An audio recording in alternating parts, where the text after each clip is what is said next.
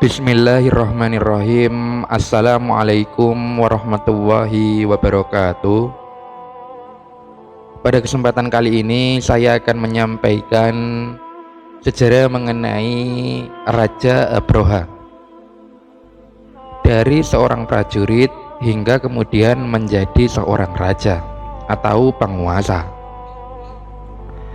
Tujuan saya menyampaikan sejarah ini adalah untuk menambah wawasan kita semua, agar kita dapat mengetahui hal-hal yang berkaitan mengenai sejarah-sejarah di masa lalu.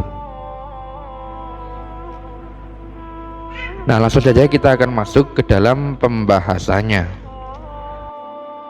Mekah dan Madinah sejak dahulu merupakan daerah yang aman dari penjajahan bangsa lain. Hal ini disebabkan karena dua daerah tersebut memiliki kondisi alam yang sangat ekstrim dan dikelilingi bukit-bukit berbatuan yang kemudian secara alamiah menjadi benteng dari serangan musuh. Dan dua imperium besar saat itu adalah Romawi dan Persia, yang sebenarnya juga ingin memiliki Mekah dan Madinah karena merupakan sumber perekonomian. Namun, dua imperium ini menyadari betapa susahnya mereka untuk menguasai dan menyebarkan ajaran mereka. Sebagai gantinya, Romawi menyebarkan ajaran agama Nasrani di Yaman yang saat itu secara politik dikuasai oleh dinasti Himyariyah dan memiliki raja yang bernama Zunuwas. Dan di masa dinasti Himyariyah, agama Yahudi sudah terlebih dahulu menyebarkan ajarannya. Melihat daerah kekuasaannya dimasuki oleh ajaran Nasrani, Zunuwas ini merasa terganggu dan mengancam penduduk Najran yang beragama Nasrani jika tidak berpindah ke ajaran Yahudi. Maka ketika itu Zunuwas ini tidak akan segan-segan untuk membunuhnya. Dan sebagian besar penduduk Najran tetap setia kepada ajaran Nasrani. Ketika itu Zunuwas sangat marah sekali dengan kesetiaan penduduk Najran hingga akhirnya ia memerintahkan prajuritnya untuk membunuh semua penduduk Najran yang beragama Nasrani dengan cara memasukkannya ke dalam parit dan membakarnya. Imperium Romawi sebagai pelindung ajaran Nasrani sangat kecewa dan marah kepada Raja Yaman yang secara keji membunuh para pemeluk Nasrani. Karenanya, Imperium Romawi memerintahkan penguasa Habasa yang bergelar Raja Najasyi untuk mengirimkan pasukan ke Yaman.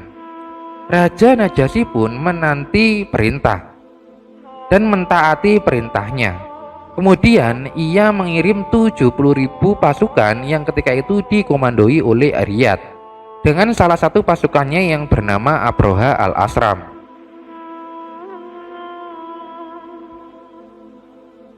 Dengan jumlah pasukan yang cukup banyak tersebut, akhirnya mengalahkan pasukan Zunuwas. Profesor Ali Husni yang menukil pendapatnya Imam At-Tabari mengatakan bahwa Zunuwas memacu kudanya membelah ombak lautan dan setelah itu ia menghilang. Dan itu pertanda pada akhirnya kekuasaan dinasti Himyari. Profesor Ali Husni menambahkan bahwa penyerangan pasukan Habasa merupakan langkah kecil dari Imperium Romawi, yang sesungguhnya tujuan utama mereka adalah mengirimkan pasukan untuk menjajah Yaman. Dari kemenangan melawan pasukan Zunuwas ini, Raja Najasyi mengangkat Riyadh sebagai Raja Yaman. Namun kekuasaan Riyadh hanya sebentar saja, karena ia serakah terhadap harta rampasan perang. Dan inilah yang memicu pemberontakan dari kalangan pasukannya sendiri. Beberapa pasukan yang merasa mendapatkan jatah harta rampasan yang sedikit melakukan sebuah kudeta untuk membunuh Riyadh, yaitu di bawah komando Abroha. Dan kudeta itu berhasil. Kemudian Abroha mengambil tampuk kekuasaan dan menjadi seorang Raja Yaman. Di masa Abroha ini pula mereka mampu mengeksploitasi semua sumber daya yang ada di Yaman. Raja Najasyi mendapatkan kabar bahwa Abroha melakukan pemberontakan kepada Aryat dan membunuhnya. Kemudian Raja Najasyi telah menyiapkan pasukannya untuk menyerang balik Abroha. Dengan rasa ketakutan, Abroha dengan cepat mengirimkan surat kepada Raja Najasyi yang berisi, "Wahai rajaku, sesungguhnya Riyad adalah hamba sahayamu, dan aku pula hamba sahayamu. Memang benar bahwa kami berselisih pandang dalam perintahmu, dan kami semua taat kepadamu. Namun aku lebih kuat dan lebih paham kondisi Habasyah dibandingkannya. Saat aku mendengar bahwa Paduka Raja akan mengirimkan pasukan untuk menyerang Yaman, aku sudah terlebih dahulu mencukur semua rambutku. Dan aku juga mengirimkan rambutku dan segenggam tanah Yaman kepada Paduka Raja untuk diletakkan di bawah kaki Paduka Raja. Dengan hal ini, sekiranya Paduka Raja memaafkan dan membatalkan niat Paduka untuk menyerang Yaman." Ketika surat dan paket kiriman Abroha tiba di Habasa, Raja Najasyi memaklumi dan memahami paket yang dikirimkan sebagai bentuk kesetiaan dan ketaatan Abroha kepada Raja Najasyi. Kemudian Raja Najasyi mengirimkan surat balasan kepada Abroha, "Menetaplah di Yaman hingga tiba perintahku." Kemudian setelah naik tahta, Abroha menjadikan San'a sebagai ibu kota Yaman dengan kekuasaan yang dimilikinya sebagai seorang raja Yaman. Ketika itu Abroha memerintahkan pasukannya untuk membuat bangunan yang menjulang tinggi, dan dalam bahasa Arab disebut Qulais, yaitu gereja yang sangat megah dan dapat dikunjungi oleh siapa saja, dan diklaim oleh Abroha belum pernah dibangun oleh raja manapun. Ambisi Abroha adalah agar bangsa Arab meninggalkan Ka'bah dan menjadi penganut agama Nasrani dan beribadah di gereja San'a Yaman. Dan ketika bangunan itu rampung, Abroha mengajak seluruh penduduk Jazirah Arab untuk beribadah di gerejanya. Melihat sebuah bangunan baru tak lantas membuat orang-orang Arab bergembira. Justru ini memancing kemarahan mereka. Tercatat dalam sejarah bahwa salah seorang dari Bani Malik bin Kainana sengaja mendatangi Qulais untuk mengotorinya sebagai bentuk penghinaan kepada Abroha. Melihat gerejanya dikotori, Abraha menjadi geram dan bersumpah untuk segera menghancurkan Ka'bah agar tidak ada lagi tandingan dan berani mengotorinya. Padahal awalnya Abraha mengajak penduduk Arab untuk beribadah ke gerejanya dengan cara santun. Namun setelah gerejanya dikotori oleh Bani Malik, Abraha kemudian berubah sikap menjadi amat marah kepada masyarakat Arab. Dan dari sisi penduduk Arab, sumpah Abraha ini ditanggapi dengan serius dan bersumpah pula akan memerangi Abraha karena telah berani ingin menghancurkan Ka'bah yang merupakan rumah Allah yang mulia. Nah, ketika itu kemudian Abraha memerintahkan pasukannya untuk pergi memberikan laporan kepada Raja Najasyi bahwa ia dan pasukannya akan menyerang kota Mekah dan meminta bala bantuan berupa beberapa gajah. Namun rencana Abraha tak berjalan dengan mulus begitu saja. Ada beberapa rintangan yang dihadapinya sebelum akhirnya ia berhasil mendekati kota Mekah. Rintangan pertama justru berasal dari daerah kekuasaan Abraha sendiri, yaitu salah seorang pembesar Yaman yang bernama Zunafar, yang merupakan sekutu dari Quraisy yang tidak rela Abraha dan pasukannya akan menghancurkan Ka'bah. Zunafar menyerukan kepada kaumnya yang sepaham dengannya untuk menyerang Abraha. Namun penyerangan ini tidak berlangsung lama, karena pasukan Zunafar dapat dengan mudah dikalahkan oleh pasukan Abraha. Dan saat Zunafar tertawan dan akan dibunuh, maka Zunafar membalas memohon ampun dan berkata, "Wahai raja, janganlah engkau membunuhku. Boleh jadi kebersamaanku denganmu akan lebih baik daripada membunuhku." Ketika itu Abraha pun memaafkannya, kemudian mengikat kedua kakinya dengan rantai. Abraha dan pasukan beserta para tawanannya pun kembali melanjutkan perjalanan dalam misi penghancuran Ka'bah.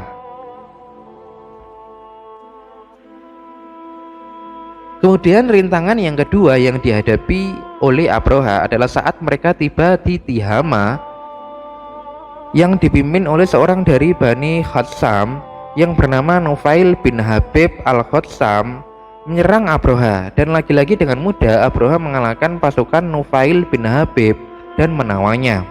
Karena dianggap menghalangi misi Abroha, sebenarnya ia ingin membunuh pemimpin Bani Khatsam, tetapi Nufail bin Habib memohon belas kasihan Abroha dan berkata, "Wahai raja, janganlah engkau bunuh aku karena aku adalah pemandu di tanah Arab. Ini adalah dua orang tangan kananku dari kabilah Khasnam, yaitu Sahran dan Nahis. Kami tunduk dan patuh kepadamu." Ketika itu Abroha pun membebaskannya, dan kemudian Nufail memandu Abroha menuju Makkah.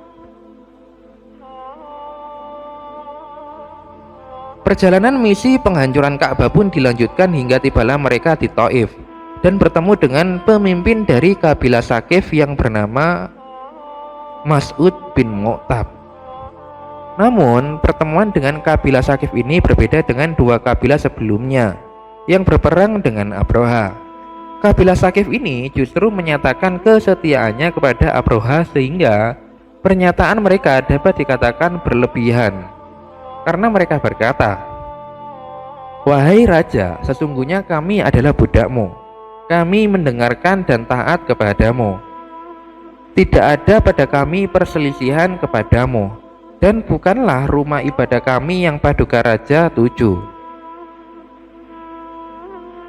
Maksud mereka adalah latah. Sesungguhnya rumah ibadah yang Paduka Raja tuju berada di Mekah, dan kami akan mengutus seseorang yang akan menjadi pemandu Paduka Raja untuk menuju ke Mekah. Kemudian Mas'ud bin Mu'tab ini mengutus Abu Righal sebagai pemandu pasukan Abroha sampai di Bunghomis, yaitu sebuah daerah di pinggiran Mekah. Namun takdir Allah menentukan Abu Righal ini meninggal dunia di kota ini.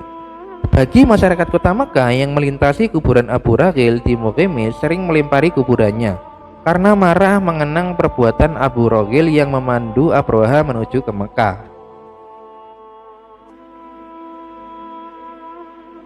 Setelah dari Bunghomis, Abroha mengutus Al-Aswad bin Maksud untuk merampas semua harta benda milik Bani Quraisy, termasuk 200 unta milik Abdul Muthalib bin Hisham. Sebenarnya Bani Quraisy dan Kinana ingin melawan pasukan Abroha, namun mereka merasa tidak mampu melihat jumlah pasukan Abroha yang sangat banyak. Kemudian Abroha ini mengutus Hunata al-Himyari dan memerintahkannya untuk mencari pemimpin dari negeri ini, yang dimaksud adalah Mekah, dan katakan kepada mereka bahwa sesungguhnya saya, Abroha, datang untuk berperang melawan kalian. Saya hanya ingin menghancurkan Ka'bah selama kalian tidak berniat melawan saya. Kemudian sesampainya Hunata di Mekah, bertemulah dia dengan pemimpin Mekah, yaitu Abdul Muthalib bin Hashim bin Abdul Manaf bin Qusay, dan menyampaikan apa yang diperintahkan Abroha kepadanya. Ketika itu Abdul Muthalib berkata, "Demi Allah, kami tidak ingin berperang melawannya, dan kami juga tidak mampu untuk memeranginya. Ini adalah rumah Allah yang suci dan rumah kekasihnya Nabi Ibrahim alaihissalam." Kemudian Hunata ini mengajak Abdul Muthalib untuk bertemu dengan Abroha. Sesampainya Abdul Muthalib dan Hunata di kemah Abroha, kemudian dipandu oleh dua orang penerjemah dari Habasa dan Arab di samping Abroha untuk mengetahui apa yang diinginkan oleh Abdul Muthalib. Ternyata yang diinginkan Abdul Muthalib hanyalah mengambil 200 ekor unta yang dirampas oleh pasukan Abroha. Mendengarkan permintaan Abdul Muthalib tersebut membuat Abroha kecewa, karena sebelumnya ia sempat kagum dengan sosok Abdul Muthalib.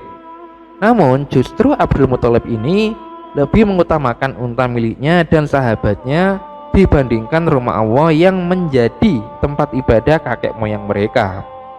Ketika itu Abdul Muthalib menambahkan, "Sesungguhnya aku adalah pemilik unta ini, sedangkan Ka'bah adalah pemiliknya adalah Allah. Dia yang akan menjaganya. Kemudian dengan sombong Abraha membalasnya dengan berkata, "Baiklah, sekarang tidak ada lagi yang menghalangiku untuk menghancurkan Ka'bah." Kemudian dibalas singkat oleh Abdul Muthalib, "Itu urusan Anda dengan Allah." Nah, meski demikian, Abdul Muthalib sebenarnya juga tidak ingin Ka'bah yang mulia ini akan dihancurkan oleh Abraha. Untuk itu, sempat bernegosiasi dengan Abraha dengan memberikan sepertiga dari harta penduduk Tihama, namun Abraha bersikeras akan tetap menghancurkan Ka'bah. Maka ketika itu, kembalilah Abdul Muthalib dengan perasaan menyesal tak bisa berbuat banyak untuk menyelamatkan Ka'bah dari serangan pasukan Abraha. Dan Abdul Muthalib pun memerintahkan penduduk di sekitar Ka'bah untuk mengungsi di balik lembah-lembah yang berada di Mekah. Setelah semuanya mengungsi, tinggallah Abdul Muthalib seorang diri. Dan ia berdiri di depan pintu Ka'bah sambil memegang pintu Ka'bah dan seraya berdoa, "Ya Allah, seorang itu telah melindungi pelananya, maka lindungilah hukum yang sah menurutmu. Janganlah salib mengalahkanmu, dan tipu daya mereka atas tipu dayamu. Jika engkau membiarkan mereka dan kiblat kami, maka urusan itu adalah sesuai dengan yang engkau ketahui." Sementara itu, pasukan Abraha mulai bergerak, namun mereka masih harus menempuh puluhan mil lagi untuk sampai di Mekah. Dan saat matahari mulai terbit, Abraha dan pasukannya akan mendekati Mekah, membawa beberapa ekor gajah yang dikirim dari kota asalnya, yaitu Habasah. Ketika itu, Abraha pun menunggangi gajah yang paling besar yang bernama Mahmud. Namun tak disangka-sangka, gajah ini tidak mau mengikuti keinginan Abraha. Setiap kali ingin mendekati Mekah, maka gajah-gajah ini selalu tersungkur ke tanah. Meskipun pawang mereka memaksa berdiri, mereka ini kembali tersungkur. Tapi anehnya, ketika gajah-gajah ini berdiri dan menghadap ke Yaman atau ke arah selatan, mereka ini kemudian berlari. Nah, kemudian datanglah sekumpulan burung dari arah lautan. Dan masing-masing burung ini membawa 3 buah batu. 1 buah batu diletakkan di paruhnya dan 2 buah batu di kakinya. Setiap burung melemparkan batu-batu itu ke arah pasukan Abraha. Namun tidak semua terkena batu, itu pun hanya sedikit saja, dan pasukan yang selamat itu pun hidupnya terlunta-lunta. Sedangkan nasib Abraha sendiri tercatat dalam sejarah terkena batu dan akhirnya mati dalam keadaan hina. Dan kisah ini diabadikan di dalam Al-Quran dalam surat Al-Fil ayat 1-5. Itulah akhir hidup seorang mantan prajurit yang kemudian menjadi Raja Yaman. Namun kesombongan menyelimuti dirinya dan akhirnya dibalas oleh Allah Subhanahu wa Ta'ala dengan pasukannya dan menjadikan Abraha hina dalam sejarah peradaban manusia. Nah, kekalahan Abraha ini merupakan tonggak awal terjadinya kebangkitan sejarah bangsa Arab dan menjadi awal berkembangnya syair-syair yang bertemakan kekalahan pasukan gajah yang dipimpin oleh Abraha. Di antara penyairnya adalah sepupu Nabi Muhammad, yaitu Thalib bin Abi Thalib bin Abdul Muthalib. Penduduk Mekah juga menjadikan kekalahan Abraha ini sebagai penanggalan waktu di setiap kejadian. Penduduk Makkah pun kembali hidup seperti sedia kala, dan mereka berkumpul untuk menyembah berhala yang berjumlah 300-an di sekitar Ka'bah. Nah, inilah sejarah mengenai Raja Abraha yang berawal dari seorang prajurit kemudian menjadi seorang raja. Nah, semoga yang sedikit ini dapat bermanfaat dan dapat menambah wawasan kita semua. Akhirul kalam, wallahu a'lam bishawab, billahi taufik wal hidayah. Wassalamualaikum warahmatullahi wabarakatuh. Bismillahirrahmanirrahim.